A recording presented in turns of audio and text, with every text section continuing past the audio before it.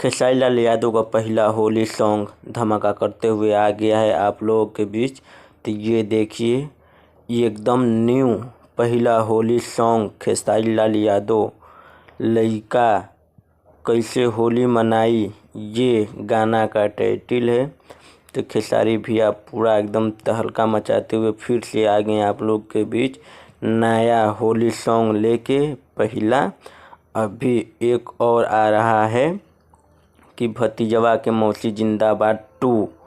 तो खेसारी लाल यादव का बड़ी खतरनाक सॉन्ग आ रहा है आप लोग के बीच। तो भाई लोग इंतज़ार करिए, बहुत जल्द आ गया है।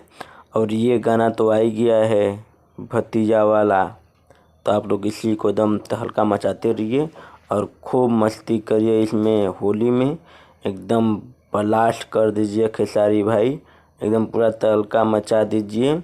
इस बार भी नंबर 1 पे आइए, एकदम पूरा एकदम शोर मचाते हुए खेसारी भैया एकदम पूरा तहलका मचैले रहो। यही तरह एकदम होली का गाना लेके एकदम यही तरह एकदम ब्लास्ट करते जा, पूरा एकदम हिलेले रहो। पूरा ट्रेंडिंग स्टार खेसारी लाल यादव पूरा एकदम धमाका मचाते हुए आ रहे हैं फिर से न्यू होली सॉन्ग लेके आप लोग के बीच। तो आप लोग भाई देखिए और चैनल को सब्सक्राइब करिए, लाइक करिए, ढेर सारा प्यार दीजिए।